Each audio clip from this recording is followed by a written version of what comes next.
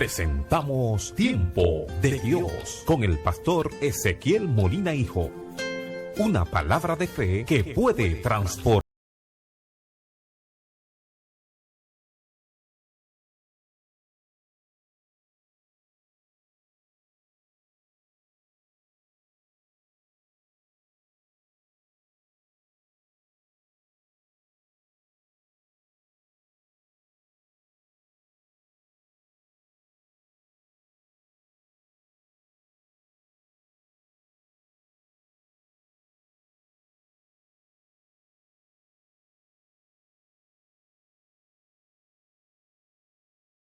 Capítulo 1. Si lo tienes, puede decir amén. Lavaos y limpiaos, quitad la iniquidad de vuestras obras de delante de mis ojos. Dejad de hacer lo malo, aprended a hacer el bien, buscad el juicio, restituid al agraviado, haced justicia al huérfano, amparad a la viuda.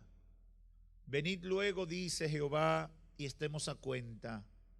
Si vuestros pecados fueren como la grana, como la nieve, serán emblanquecidos.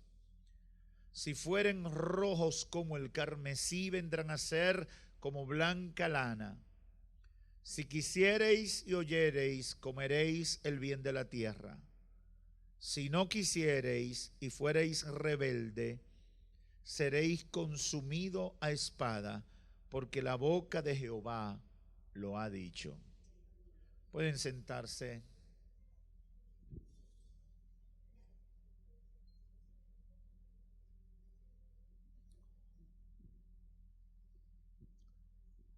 En las últimas 3 predicaciones hemos estado hablando del capítulo 1 de Isaías. El libro del profeta Isaías, conocido como uno de los profetas mayores. Y hemos enfocado diferentes aspectos de lo que hemos identificado como exigencias, demandas o reclamos de Dios para su pueblo. El pasado jueves estuvimos hablando de la demanda de sinceridad que Dios le hacía a su pueblo. Un pueblo que se había apartado del propósito, un pueblo que había caído en una temporada de invierno espiritual, un pueblo que había perdido el enfoque. Y quiero hacer un paréntesis aquí porque muchas veces pensamos que porque somos muy espirituales o hemos tenido grandes momentos en nuestro servicio a Dios, es imposible que pasemos por temporadas difíciles espiritualmente hablando. Temporadas de crisis espiritual. Hay muchas razones por las que podemos caer en una temporada difícil o de crisis espiritual. Hay 2 categorías. Una es cuando experimentamos descuido, como le pasaba al pueblo judío, se apartaba del Señor, dejaba de hacer lo que sabía que debía hacer por cualquier cosa. Y otras veces porque vivimos experiencias difíciles que ponen a prueba nuestra fe y no siempre damos la medida. Por eso, a veces cuando estamos pasando por pruebas, y el apóstol Pedro fue uno que tuvo que ministrar mucho sobre eso, porque a Pedro le tocó escribirle a una iglesia perseguida. En los tiempos de Pedro, los emperadores romanos estaban como tomados por el mismo demonio y habían visto a la iglesia como su objetivo o su justificación de todo tipo de persecución y de atropello a una comunidad indefensa.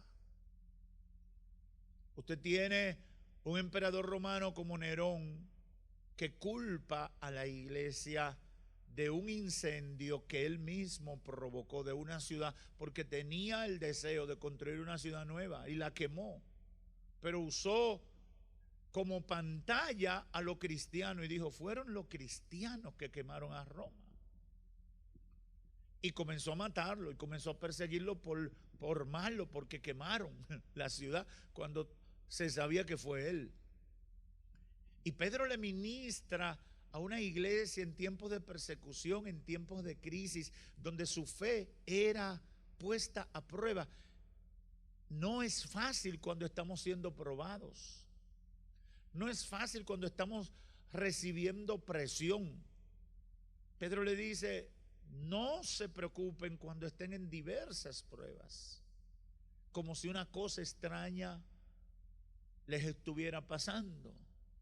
Ahora sepan que ustedes en medio de las pruebas van a ser como el oro y deben salir como el oro, que cuando es sometido al fuego, su estado postrero es de mayor brillo, de mayor belleza. Y él tenía esa preocupación de que los hermanos entendieran eso. Ahora, el pueblo judío en tiempos de Isaías, entre el siglo 8 y una parte del 7 antes de Cristo, había caído en una crisis espiritual. Había caído en una crisis en un tiempo que no debía, porque había crisis política alrededor de ellos. Había un imperio asirio que estaba creando inestabilidad. Había un pueblo egipcio que tenía todavía algunas señales de su poder de años atrás que se resistía. Y había un grupo de pueblos alrededor de lo que hoy se conoce como Palestina que también presentaban resistencia al dominio del imperio extranjero que era el imperio asirio. Y todo eso estaba pasando alrededor de Judá, que era el reducto, que era lo que quedaba del pueblo de Dios, porque la parte que era Israel de las otras 10 tribus había colapsado y había caído bajo el dominio de los asirios. Por lo tanto, cuando Dios habla a su pueblo a través de Isaías, está tratando de que el pueblo reaccione y en vez de complicar su crisis, reaccione para salir de la crisis. Y es importante que usted entienda que Dios siempre hará esfuerzo para que tú reacciones y salga de la crisis, porque a Dios no le gusta que la crisis general te encuentre a ti en crisis espiritual o en crisis en tu relación con Él. Isaías tiene que ministrar en eso. Y bueno, hablábamos de la sinceridad, que era uno de los problemas la falta de sinceridad, que era uno de los problemas que tenía el pueblo, porque estaban rindiendo culto a Dios de mala gana, de mala voluntad, y Dios se enoja con ellos, y eso hablábamos el jueves.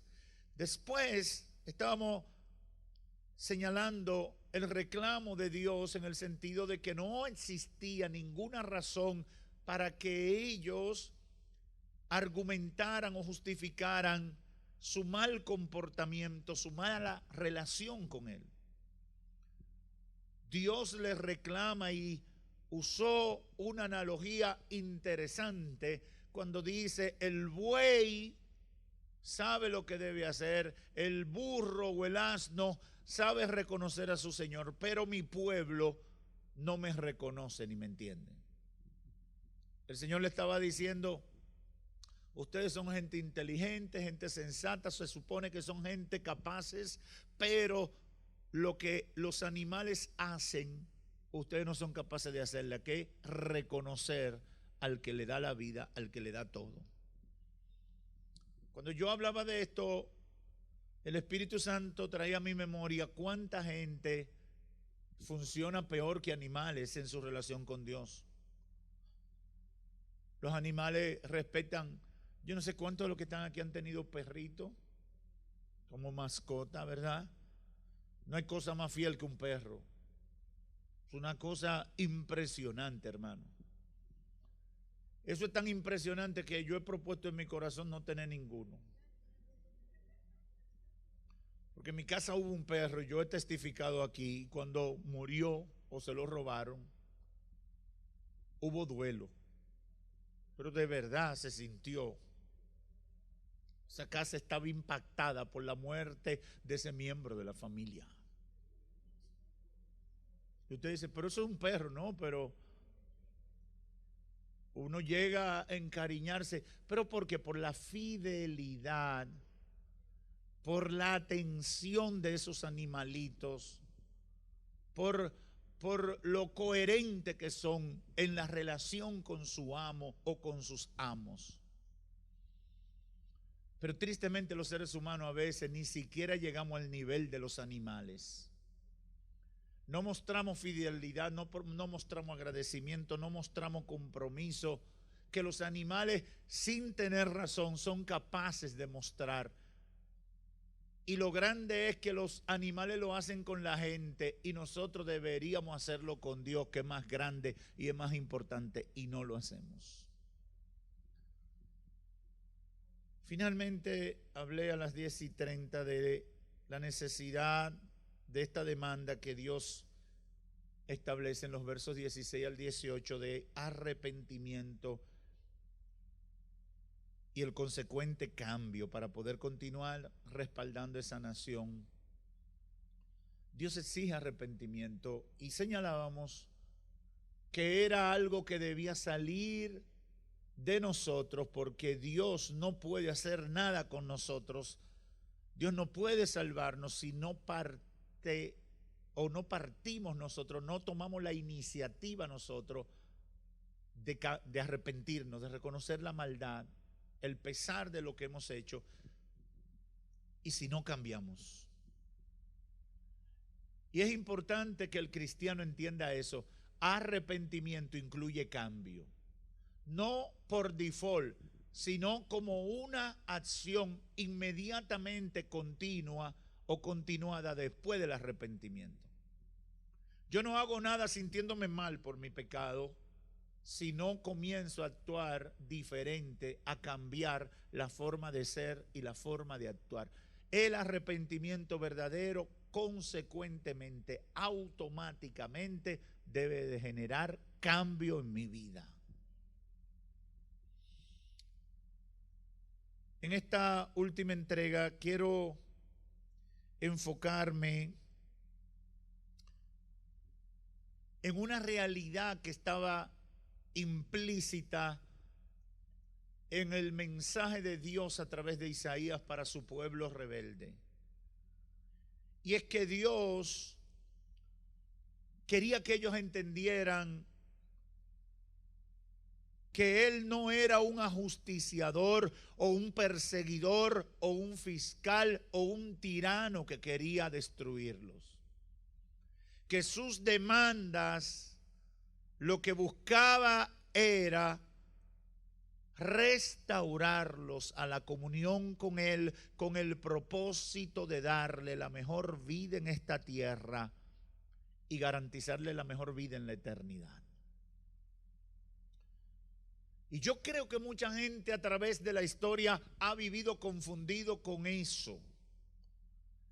Piensa que las demandas que Dios le hace es porque a Dios le gusta amargarle la vida a la gente. Dios me pide que no beba, es porque Dios quiere que yo pase una Navidad de triste. Eso diría un borrachón. Dios me pide que sea fiel a mi esposa y que no me fije en ninguna otra de esas novias que he tenido, porque Dios quiere que yo viva una vida aburrida. Él no sabe que esa mujer mía es una cosa difícil. Y yo me contento con mi noviecita por ahí, pastor, porque usted sabe. Pero el Señor te dice, deja la novia. Tú eres un hombre casado, tú necesitas serle fiel a tu esposa y mantener la santidad del matrimonio. Y la gente dice, no, porque Dios me quiere amargar la vida. ¿Cómo va a ser?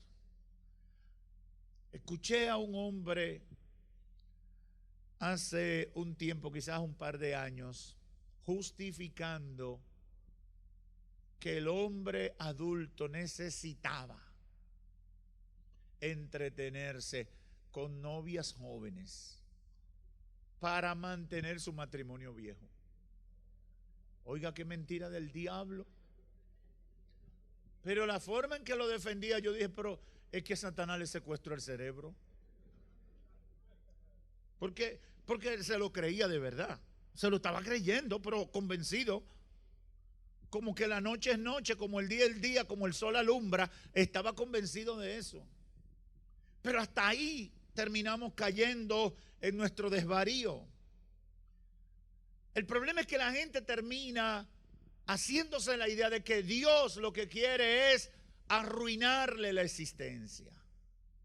Y algunos piensan que el evangelio, yo no me convierto, dicen, porque voy a tener que dejar de hacer tal cosa.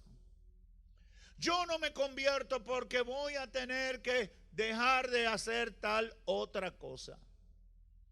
Y no entienden que la demanda de Dios no tiene el objetivo de amargarte, ni entristecerte, ni quitarle el sentido a tu vida. Por el contrario, las exigencias, los reclamos, las demandas de Dios lo que buscan es restaurarte a la comunión con Él, a la vida plena, a la vida de gozo, a la vida que Él diseñó para ti.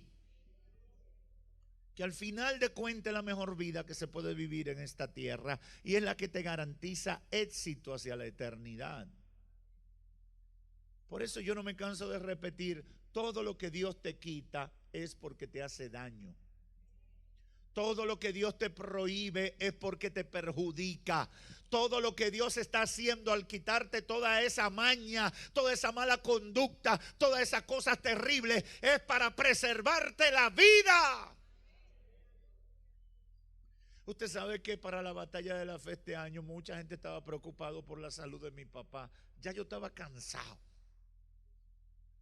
Hermanos, amigos, hasta gente que me encontraba en la calle. ¿Cómo está la salud del viejo? Como quien dice, ya viene el día primero. Allá en el estadio, unos periodistas, voy pasando y los saludo, de varios medios están ahí. Y una vez me llama uno, espérate, ¿cómo está la salud del hombre? Es decir, él estaba preocupado. En la rueda de prensa, ¿cómo está la salud del pastor? Todo el mundo preocupado. Tema de preocupación nacional. Hasta que yo le dije a uno, mira, ese señor tiene más brío que este que está aquí. Él tuvo sus situaciones, pero él tiene más energía que tú y que yo juntos. Fíjate cómo predica y los brincos que da. Uno después me dijo, ¿y cómo que ese señor a esa edad todavía funciona de esa manera? Y yo le he dicho simple, ahí no hay alcohol, ahí no hay cigarro ni droga, ese cuerpo no ha visto nada de eso que termina arruinando. Siempre tiene 50 y pico de años casado con la misma mujer. Eso da energía, hermano, eso tiene que garantizar energía. Porque cuando Dios nos normaliza, los que salimos beneficiados somos nosotros. Hay mucha gente que tiene pocos años y está como los carros de Rencar. Pocos años, pero explotado. Porque que lo usan todo el tiempo ahí dándole leña. Todo lo que Dios te prohíbe es por tu bien. Todo lo que Dios te limita es por tu bien. Todo lo que Dios controla en tu vida es para bien tuyo. Aprende a agradecerle a Dios todo lo que te quita. Todo lo que Dios te quita es que te está haciendo daño. Dile al Señor, sigue quitando todo lo que tú encuentres que no funciona, que no sirve, que no aprovecha, que me perjudica, que me contamina, que me saca de tu propósito. Quítalo ya, aunque me guste. Dios busca restaurar Y eso está implícito en el mensaje a través de Isaías. Dios quería, y era su demanda, Él quería restaurarlo a la comunión con Él, conectarlo de nuevo con el propósito para darle la mejor vida posible en esta tierra y de cara a la eternidad. Mire lo que dice la lectura que leímos: lavaos, limpiaos, quitad la iniquidad, aprendan a hacer el bien, buscad el juicio, restituid al agraviado. Verso 18: venid luego, dice Jehová, y estemos a cuenta.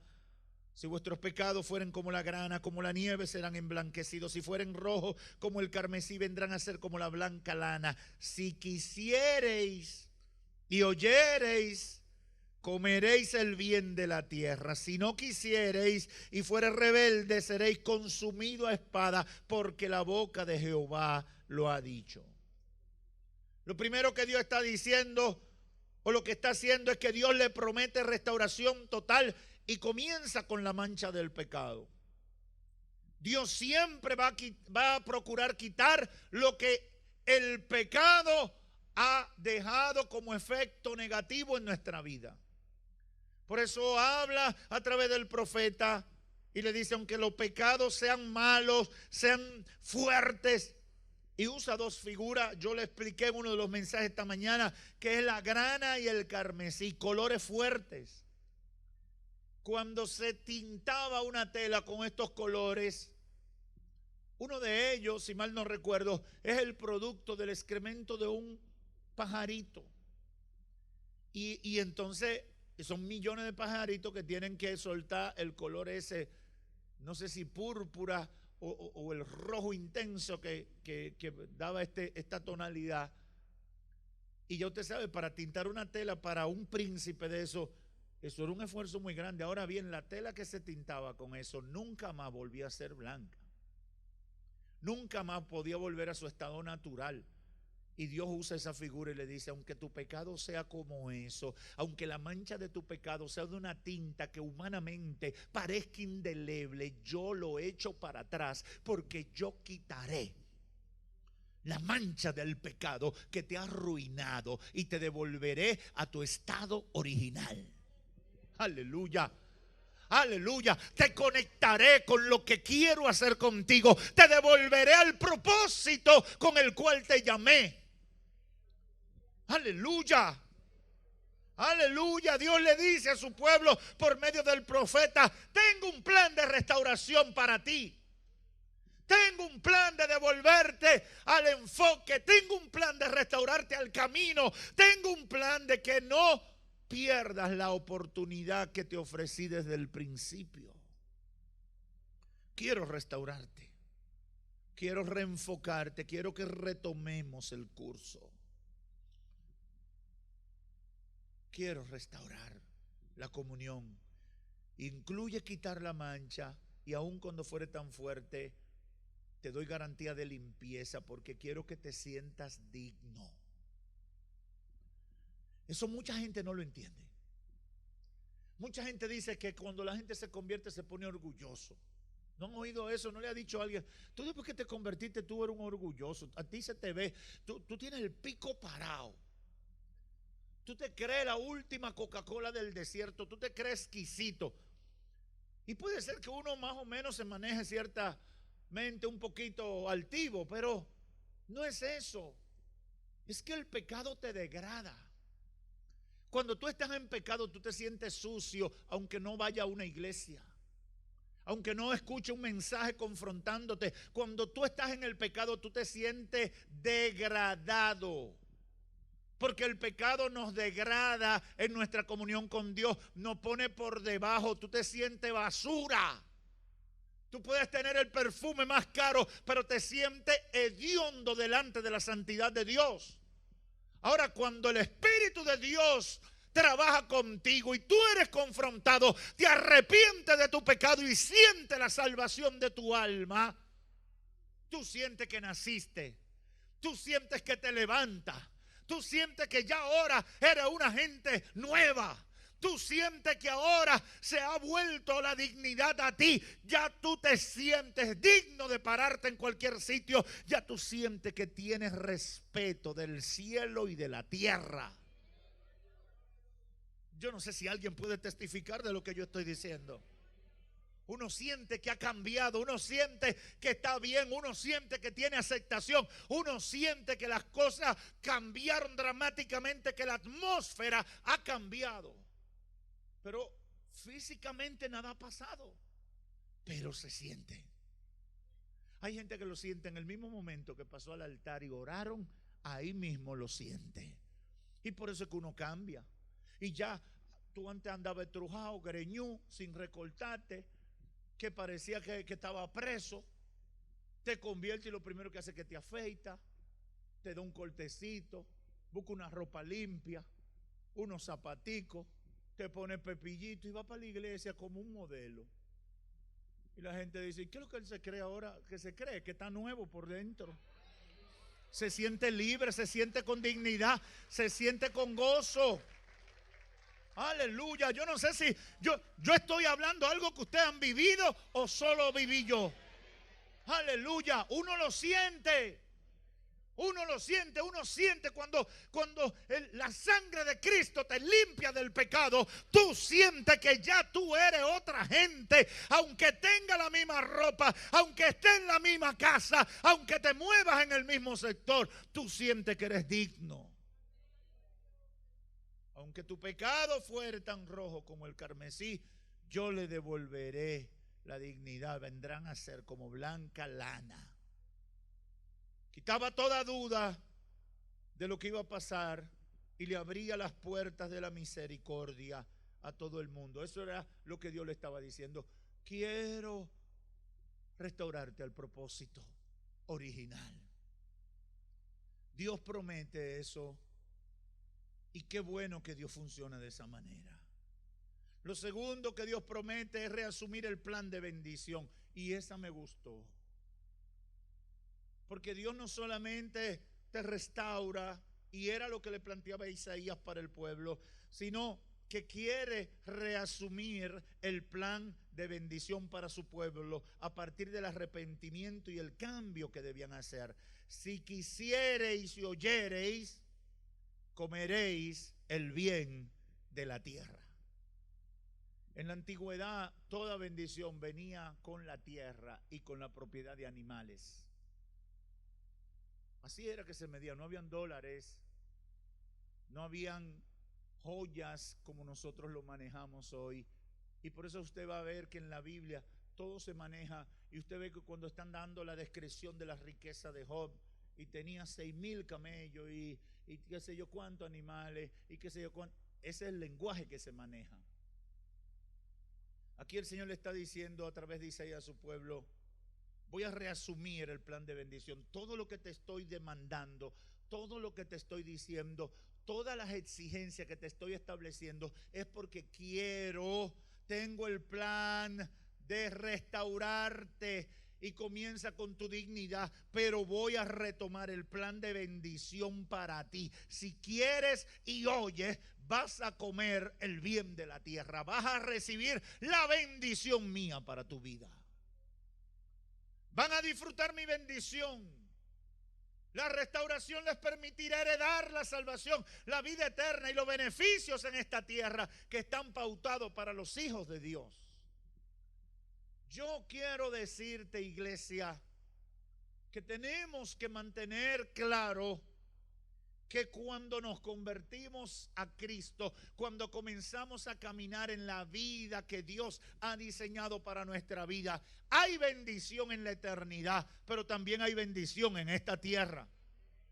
Yo no sé tú, pero yo puedo decir que a mí me ha ido bien sirviéndole al Señor.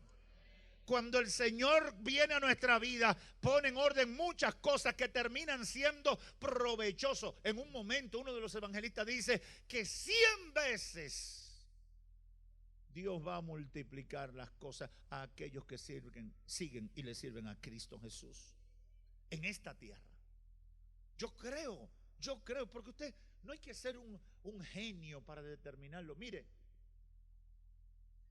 yo he escuchado gente que en bancas, antes de convertirse, saben gastar en una semana 30, 40 y hasta 50,000 pesos apostando a todo lo que se mueve y a todo lo que se juega.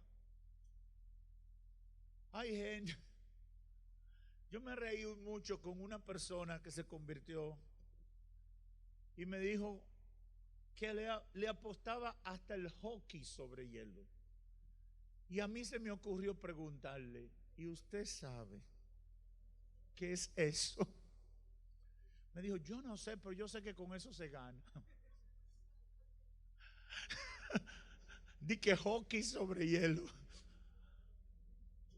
Yo sabía que esa persona no podía saber de hockey, pero él estaba tan atado que él le apostaba al hockey sobre hielo. De momento iba a apostar hasta que los astronautas llegan o no llegan a la luna. Pero hay gente tan atada. Pero cuando Cristo viene a su vida, cuando el Espíritu Santo comienza a gobernar en el centro de su corazón, rompe esa cadena del juego, rompe esa atadura a las apuestas. Y luego esos 30, 40, 50 mil pesos que antes se convertían en deuda, o si se lo ganaban, no lo veía su familia ni se le veían en su vida personal. Ahora ya están sobrando y están entrando y están produciendo un efecto. Naturalmente cualquiera puede decir, te sacaste el premio porque ahora se te ve la bendición material. Y eso es un ejemplo. Muchísimos ejemplos más pueden venir. Hermanos, no hacerle caso al ofrecimiento de Dios, también Dios le está diciendo, va a implicar castigo divino. Verso 20, si no quisiereis fuereis rebelde, seréis consumido a espada, porque la boca de Jehová lo ha dicho. Ahora, Dios no tenía el plan de ejecutar esta parte. Dios lo que quería era que entendieran que Él, todo lo que estaba exigiendo era porque quería reasumir el plan de bendición. Quiero concluir con un par de ideas finales alrededor de todo esto. Número uno, todas las demandas de Dios son justas. Todas las exigencias de Dios son justas. No me diga nada. Todas las exigencias de Dios son justas. Tienen que hacer unos 10 años una hermana que se convirtió en esta iglesia, ya no está aquí, se fue a Santo Domingo hace un buen tiempo. Vino donde mí muy atribulada porque se convirtió y tenía, no sé si era 15 o 20 años, en una relación con un hombre casado que la sostenía. Ese hombre estaba casado con otra mujer y ya ella era una persona, ella tenía que tener, de acuerdo a la apariencia, más de cerca de 60 años, pienso, pero sin mucha atención, sin mucho cuidado, sino una persona con una vida muy sencilla y con muchas limitaciones. Y literalmente preocupada me dijo, mire pastor, yo no tengo quien me mantenga. Yo me convertí, pero yo no me he podido bautizar. Me lo dice sinceramente, con lágrimas en sus ojos, porque ese señor viene a mi casa, él es que me mantiene en mi casa, él es que compra todo en mi casa, él es que paga todo en mi casa. Ese señor es que lo hace todo. Y yo sé que él tiene su familia, pero yo no trabajo. Yo no tengo hijos que me mantengan. Yo no tengo nada de qué agarrarme, pastor. Y yo le dije, hermana, yo entiendo la crisis por la que usted está enfrentando, pero yo no puedo cambiar lo que es la instrucción de parte del Señor. Usted tiene que romper con esa relación que está fuera del orden de Dios. Y yo le garantizo que Dios, de alguna manera, que yo no sé ni usted sabe, yo no le puedo decir cómo lo va a hacer, pero yo por fe y por experiencia le puedo decir que de alguna manera Dios obrará para sostenerla. Hermano, no es fácil eso, pero la realidad es que Dios no hace demandas injustas, son justas sus demandas. Y yo quiero decirte que esas demandas o exigencias de Dios siempre estarán respaldadas por su poder. Él está comprometido con los que están comprometidos con Él. Y yo le puedo testificar que esa hermana le costó, no lo hizo inmediatamente. No lo hizo cuando inmediatamente habló conmigo. Yo sé porque hablábamos y ella me acercaba y me decía: pastor, estoy luchando. Y yo le decía: ven, vamos a orar otra vez. Y cada vez que nos juntábamos, ella iba a mi oficina y yo oraba con ella. Era como que estábamos librando la batalla juntos. Y yo veía en su rostro la tribulación y la preocupación. Y en un momento toma la decisión y viene la situación difícil. Y un día me dice: pastor, tengo varios días que no he podido comer. Y yo le dije: crea en el Señor que hoy mismo Dios va a suplir. Y ella se fue y yo no supe más qué pasaba. Pero al paso de unos días la hermana volvió y me dijo: pastor, Dios suplió. Y comenzó a decirme: el día tal Dios suplió de esta manera, y el día tal Dios suplió de esta otra manera, y el día tal Dios suplió de esta otra manera. Y comenzó a contarme cómo de manera sobrenatural cada día Dios inventaba un pretexto. Un día me dijo: un motoconcho se apareció con una funda y me dijo: a ti te mandaron eso, no me pregunte quién fue porque yo no lo conozco, te mandaron eso. Aleluya. Dios encontrará una manera de respaldarte. Yo no sé si Dios le está hablando a alguien en esta hora. Siempre, siempre Dios encontrará la manera de respaldarte. Siempre, siempre. Lo que Dios está buscando: gente que le crean, gente que confíen en Él, gente que obedezcan y sepan que los planes que Él tiene para ellos son los mejores de toda la vida. Aleluya. Todas las demandas de Dios son justas. Y todas las demandas son necesarias para todos los seres humanos en todos los tiempos. Porque al final lo que Dios está buscando es sacarnos de la maldición que el pecado trae a nuestras vidas. Como en el tiempo de Isaías, mucha gente vive alejada de Dios. Y en medio de sus problemas, sorprendentemente, en vez de acercarse a Dios, en vez de buscar a Dios con pasión y entrega, se confunde. Y busca ayuda en seres humanos, busca ayuda en dioses falsos. Y si se mantienen sirviéndole a Dios, lo hacen de manera hipócrita, ofendiéndolo, cometiendo el mismo error del pueblo de Judá en tiempos de Isaías.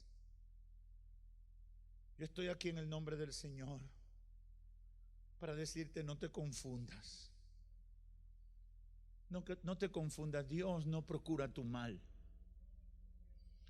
Como el testimonio que le acabo de contar, Dios no quería que esa hermana pasara hambre, pero sí que pusiera en evidencia su fe de que quería obedecerle con sinceridad, para entonces Él mostrar su poder en la vida de ella. Dios no es injusto. Dios no procura tu mal. Todo lo que Dios quiere quitarte es para sacarte de la maldición en el que el diablo te ha colocado. Todo lo que Dios te exige es por tu bien. Es por tu bien. Es por tu bien. Ay, pastor, me duele, pero es por tu bien. Ay, pastor, pero qué fuerte está esto. Es por tu bien. Ay, pastor, pero yo no pensaba. Mire que mis amigas, es por tu bien.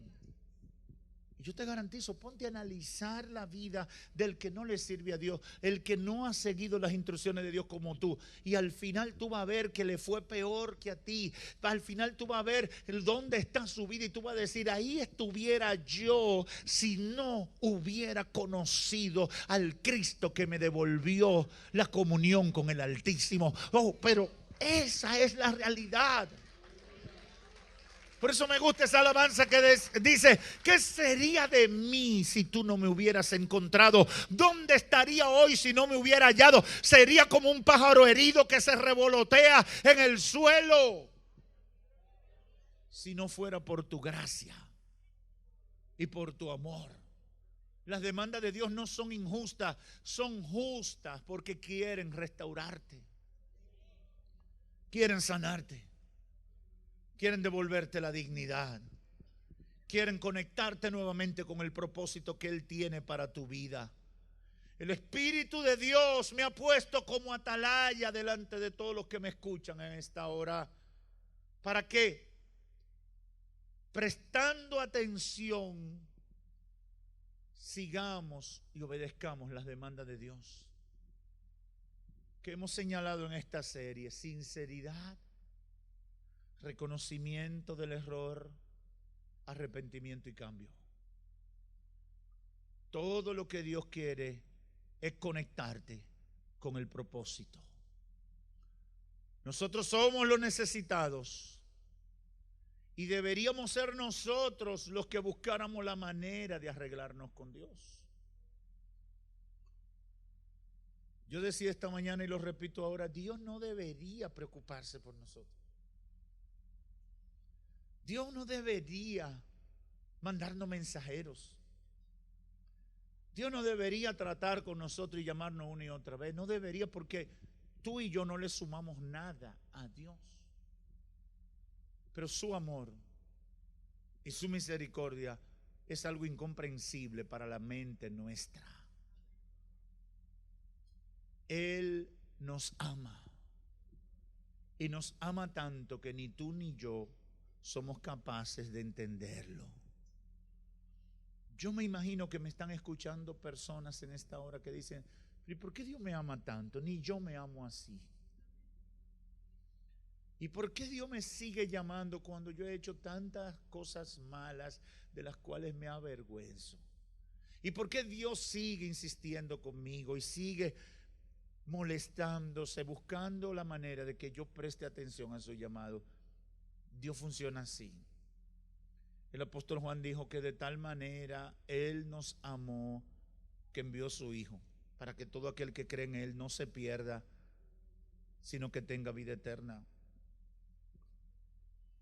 Juan decía: yo no sé de qué manera, pero una manera tan grande que lo llevó a hacer una cosa que un humano no haría.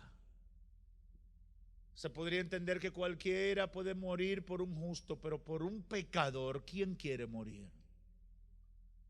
Mas Dios muestra su amor para con nosotros, dice Pablo escribiéndole a los romanos, que siendo aún pecadores, Cristo murió por nosotros. Finalmente, las demandas de Dios es porque Él procura restaurarnos en todas las áreas de nuestra vida, como era su intención con el pueblo de Judá.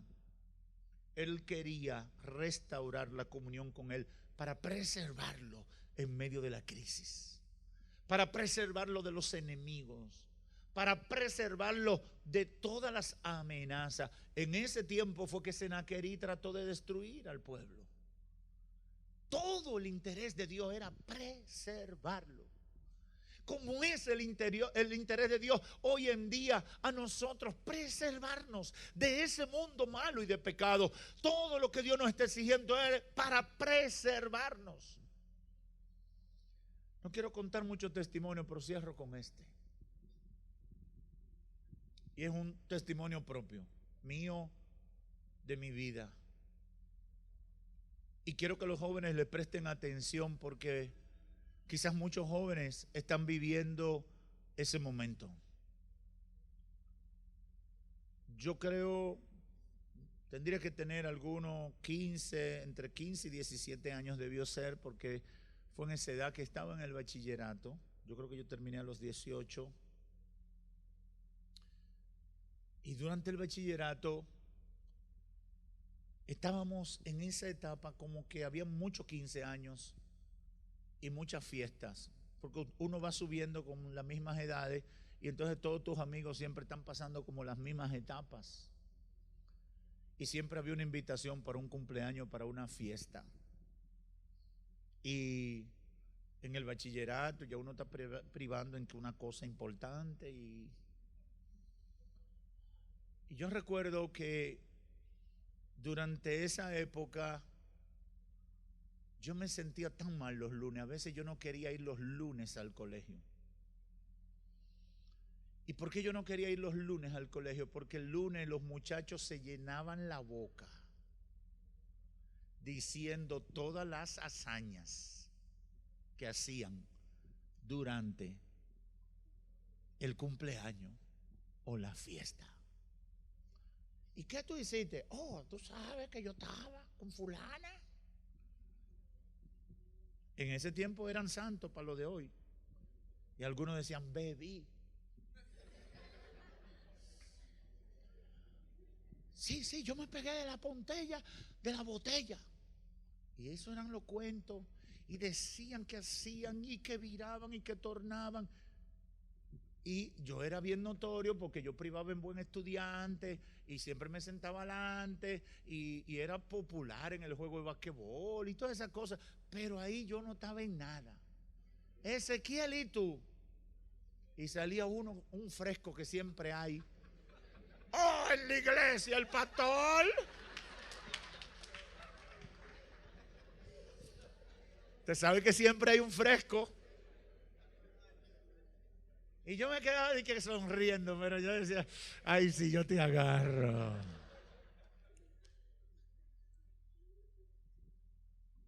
Ustedes se ríen, pero mire, escuche bien. Para mí era bien difícil porque yo no tenía ninguna aventura que contar. Y yo se lo he contado a muchos jóvenes cuando lo entrevisto para el bautismo. Yo me sentía pésimo. Yo me sentía mal porque yo no tenía nada que contar de las aventuras que mis amigos contaban. Y yo decía, Señor, ¿y por qué que tú no quieres que yo vaya a una fiesta? Yo debería ir, aunque sea para ver, para decir que estuve ahí. Pero no me atrevía. A veces lo planteaba así someramente. Y venía el no claro y contundente. No, los cristianos no van a eso. Me sentía mal. Pero usted sabe qué fue pasando con el transcurrir de los años. Que me di cuenta de todo lo que Dios me estaba librando. Y todo lo que yo puedo exhibir hoy como bendición comenzó a construirse en esas limitantes que Dios me puso desde mi niñez y mi tierna juventud.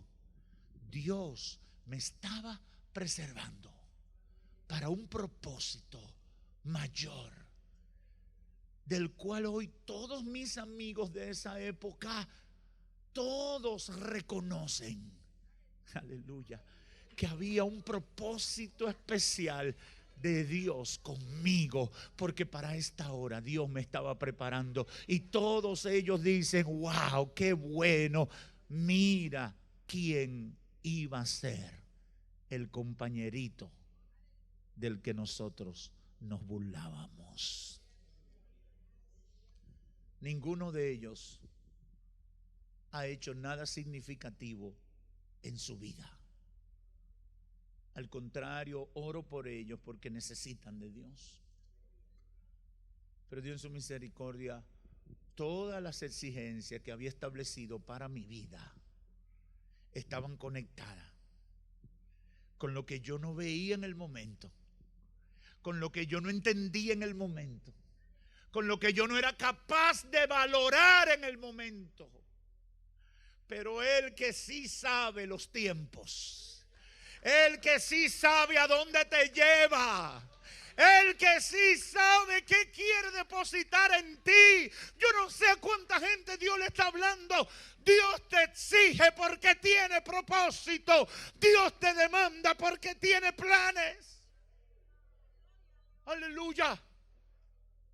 Él quiere manifestar su gloria sobre tu vida. Sus demandas son justas porque van conectadas con el propósito que tiene para tu vida. Finalmente, Él quiere restaurar en todas las áreas. En nuestra relación con Él primero, en nuestro propósito en la vida terrenal y sobre todo devolvernos el derecho de la salvación y la vida eterna. Amigo, amiga, hermano, todo el que me escucha dentro y fuera de aquí, no importa qué tan lejos te has ido de Dios, hoy tiene oportunidad de restauración. No hablemos del pasado. Aprovecha el presente de amor y misericordia. Restaura tu relación con Dios y conéctate con el gran propósito de Dios para tu vida. Dios quería glorificarse en la vida de su pueblo y por eso demandó. Dios quiere glorificarse en tu vida y por eso te demanda cosas. Dios tiene el mejor plan para tu vida. Por eso te hace el llamado. Que el Señor te bendiga. Gracias, Padre, por tu palabra. Hemos